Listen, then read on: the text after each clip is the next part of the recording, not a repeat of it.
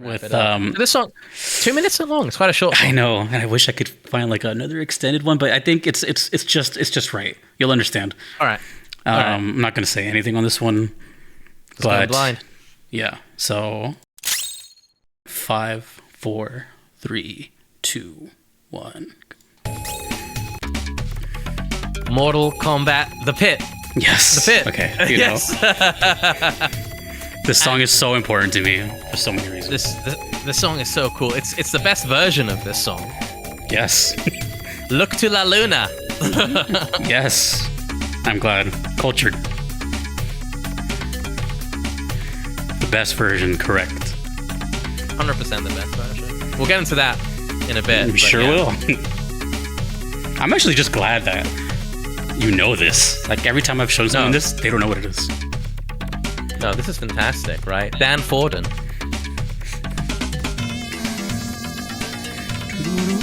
I always think of Reptile and like the hints and the bottom of the pit.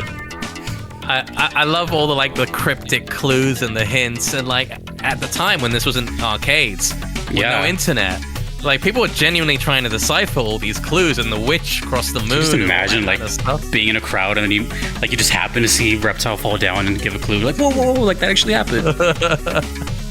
No, it was nuts, and it became sort of like these sort of urban myths. This is pre-internet days, by the way, everyone. Yeah.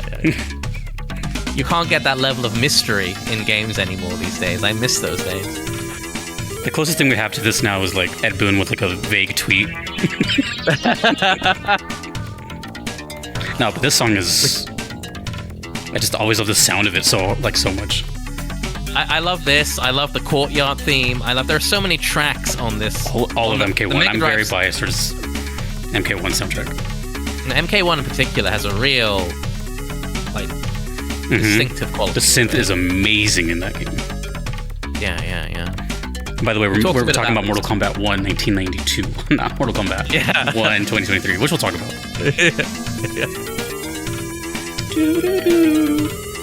The synthesizer in this game, dude, has been stuck in my head for 30 plus years. And then in this part... I love that. The round ending music. Oh, dude, that's why it's that short. It's so good. That like instantly when it came out, because that's my childhood right there. That's lodged deep in my amygdala. It's never coming out. It's in my lizard brain now. I'm so happy, dude. Like this, just the topic of MK music. It's like its own rabbit hole. But let's start off with some like key things here. So as you said, for those that don't know, Mortal Kombat originally was an arcade game, and then it was ported. Remember Mortal Monday? It was ported to consoles, and then the soundtracks shifted around. Yeah, the consoles had different soundtracks because the different consoles had different sound processors, right? So, like, it's the same basic melody, but the instrumentation is totally different, and they all have very different vibes. And the thing was, I grew up with the Sega Genesis or Mega Drive, and the Sega Genesis version is so vastly different from the SNES, or even the arcade. The arcade, like, of course, you know, everyone knows Dan Forden is like the original composer, and he wrote the original songs.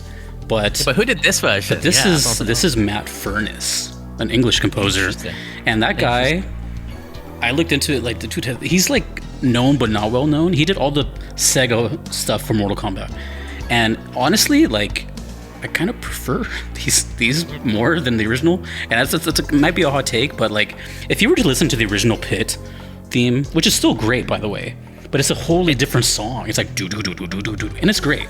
No, I totally know like exactly what you're talking about. Totally different vibe. Same with they're going for something more cinematic, right? They're trying to go for like Indiana Jones or like, you know, so like some, you know, what current day Mortal Kombat music sounds like, right? Which is just for the past 2 decades. It sort of sounds like they're trying to emulate Hollywood music. So my thought process on that was, you know, the arcade version, obviously you have a bunch of noises, kids screaming, all that. So maybe music wasn't like that big of a deal. This is my theory, but what I'm saying is like, these are for home consoles, so it's like there's no noise. You can totally pay attention now to everything besides just the da-da-da-da. You can hear everything. And to me, like, the reason it's so special is, to this day, I'm not entirely 100% positive, but I think the very first video game I ever played in my life was either Mortal Kombat 1 or Sonic 1. It was one of those two, because I had them both. My brothers had them. What I'm saying is, like, this is like one of the first instances of like video game music I ever heard in my life. So the pit, the courtyard, Goro's lair, the warrior shrine, which is one of my favorites. Oh my god. Oh, yeah. But like all these songs are like tattooed in my brain as this is like really, really cool music.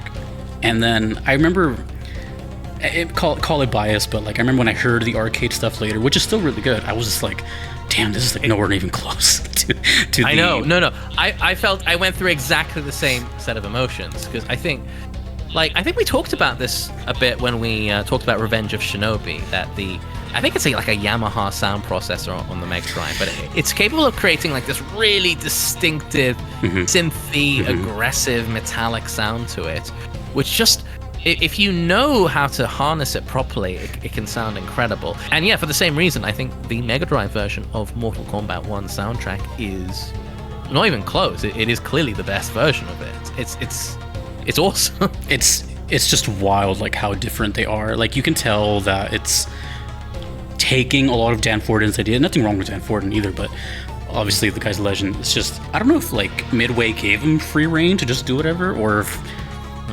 I don't know, but it worked out. Like I know every single song top to bottom, even the intro. I have like such, because you know what's playing during that is the blood code when you enter it. Oh yeah. So we have like iconic LLARD Dullard.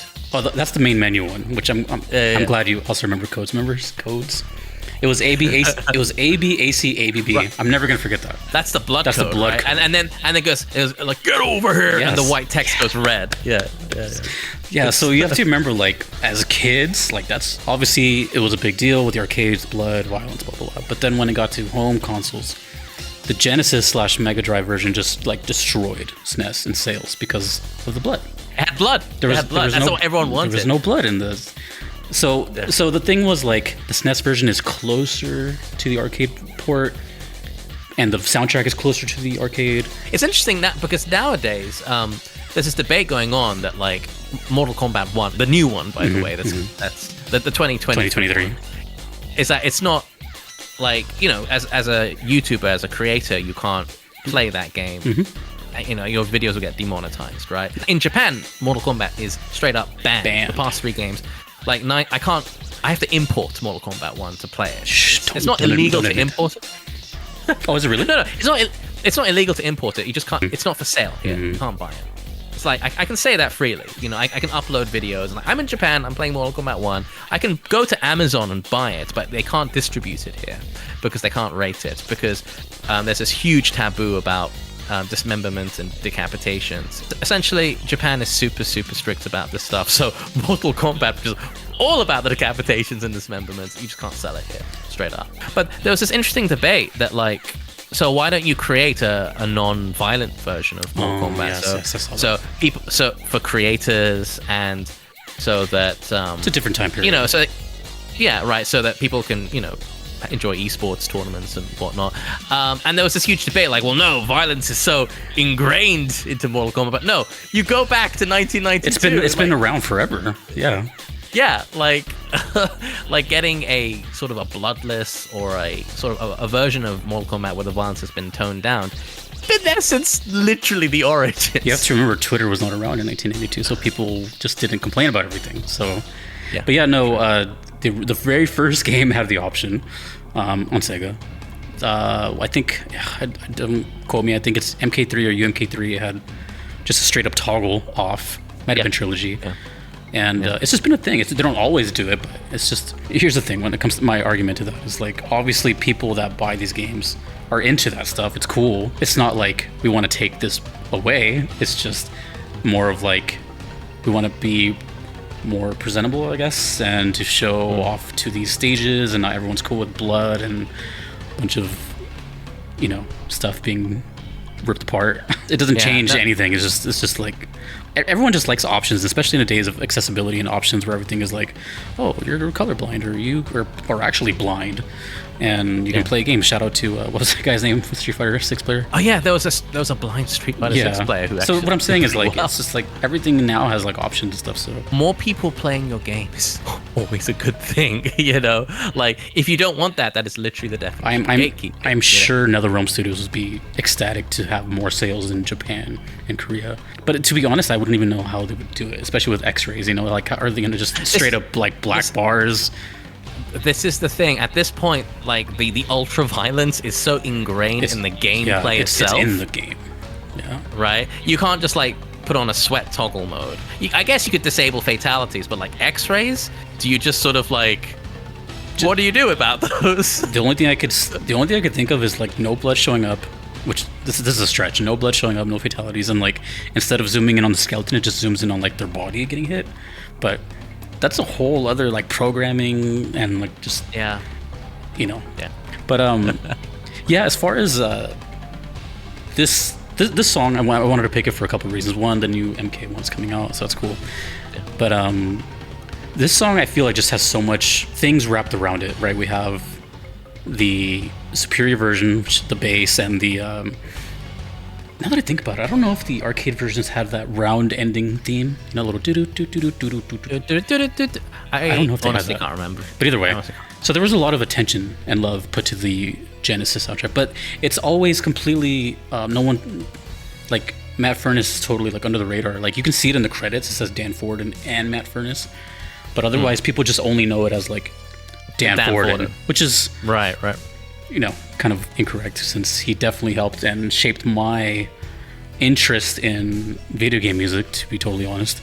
Like I said, the whole like reptile thing, and it was that was the pit, and the song totally fits that dark evil nature. Sounds like a Halloween song. There's a real fun sort of mystery aspect about Mortal Kombat that they've tried to keep throughout the whole series. As you said before, it was ingrained in the game itself. Nowadays it's just Ed Boon tweeting out cryptic bullshit, right, whilst getting harassed by Melina fans. So oh my god, not quite as interesting these days. I feel for him, but at this point I think he's so desensitized, and he really is. Just finds it funny. Whatever. He's a total troll. He's like the troll. He's been trolling since back in the day. But that brings up one more thing that I wanted to talk about in this one is like the music of MK in general. Like, what's going on, man? I'm not trying to be like negative, but the original trilogy, I really like all three. Exactly. Yes. The games. Yeah. I think for me, if I had to rank them, I think the original one has like the Mega Drive version is my favorite, but 3 has some real bangers on it. 3 is incredible. As does 2, and then it sort of drops off suddenly. So my whole thing is I pretty much more or less have played all of them, give or take, and to me, 4 onwards, I can't even tell you a single melody or song name, right? Except for like 1 or 2 like character themes, and I'll be like, oh, that's cool. But other than that, everything is just it doesn't stick in the mind. It is there. It might enhance, I guess, a specific scene or complement it, but it just doesn't stand out or distinguish itself in any way. Like, and especially from 9 onwards, because that's when the series sort of got it rehashed. Yeah, like the game was sick. MK9 is one of my favorite Mortal Kombat games, but again, the music is a bit. I can't remember anything from it. I think it was like original MK old stuff, just like redone, but it was like so in the background, and that's always been the complaint. It's like, here's the thing, and I'm not trying to sound negative, because these composers, and they have it's Warner Brothers, they got money, they produce good stuff. It's just the music has always been kind of like, it just leaves me wanting more. It's like more orchestral, and not even orchestral, I don't even know what the word is. It's like ambient. Like, it is. It's something to get your teeth into, and like with 11, it's they're obviously going for like the sort of cinematic presentation for it. You know, this Mortal Kombat, like it is ultra violent. You cannot see this stuff in Hollywood, and I just think it would make so much more sense to go with a musical presentation that matches how distinctive the games are. Like, go for like the Killer Instinct composer, Mick Gordon. Mick Gordon, right? Everyone brings up Mick Gordon, like the legend, right? Like, can you imagine his music in Mortal Kombat? Would be amazing, right? But I hear that for MK1, they got the guy Casey who did Edwards. Devil May Cry. Casey. before I said it. Yeah, that would be amazing. But I think he did like one song. So what you're saying now is, I can talk about this forever because this is like, Yeah. I've been wanting to like talk about this for so long, but they did kind of the same thing when 11 came out. They like put a tweet out like, oh, we're gonna have music collaborations from, I forgot his name. He does a lot of like orchestral stuff, but I think he mostly did like the story soundtrack. They didn't like specify. And I think that's the exact same thing with Casey. I don't think Casey Edwards like composed it. I just think there's like a collab with him somewhere. I haven't heard anything from one. I just want to put that out there again because it may be better. Some people said it's better, but I don't know if that's just like the honeymoon phase and people are just thinking it's better. I feel like it'd be more talked about and it'd be a bigger deal if it did stand out. When you go back and like listen to like the subway theme from MK3, you're just like, oh my god, and it just immediately pops. Right, it immediately pops. That's the problem with the Mortal Kombat soundtracks these days. It's not that they're bad. It's they don't stand out at all. They immediately evaporate in your mind after you hear them. Like, I'm trying to like word this without like sounding odd, but like what I think it is, my theory is, and I could be wrong, is just like Dan Forden's been there since day one when it was like a team of 3 or 4 people.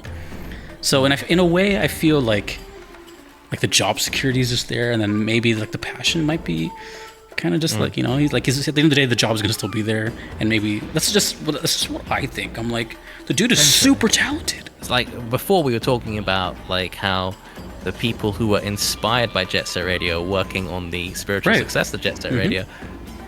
That's sometimes. Imagine someone inspired by MK3 soundtrack working on MK1 2023. That'd be amazing. All the respect to Dan Forden. Yeah. Like dude's a legend. Music. Yeah, toasty. He's toasty. Yeah. He's toasty, right? For a series that is so aggressive and in your face, I feel the music lacks bite, and it really stands out because what you're seeing on screen and what you're hearing, they sort of. There's no synergy between them. So much potential with that aggressiveness too. It can go metal, it can go electronic. Remember, like one of the most famous soundtracks in movies is freaking Techno Syndrome. Mortal Kombat. Dun, dun, dun. Right. Like they have so much potential, but it's just always like bugged me, and it's just like it's such a bummer because like listen to what we just heard with The Pit, regardless of which version, and then compare that to now, and I can't even like how many songs have been made since MK4? Maybe probably 100 or something. I can't tell. The only one I know is like the MK Deception character theme. That's it. I'd be curious, right? Like if you got some newer Mortal Kombat players to listen to the soundtracks from MK1, 2, 3, what would they think of it? Would they think it's outdated and shitty? Possibly. I want to see like a 19er, is that what we call him, or a 23er, just be like, listen to this song called The Bell Tower. And I just want to see you, like, you know what I mean? Like, it doesn't even sound like the same game. Either way, like, much love to Dan Forden, but man, I don't know. Like, people, I don't think are going to be upset if Mick Gordon comes along or Casey does more than one song or something like that.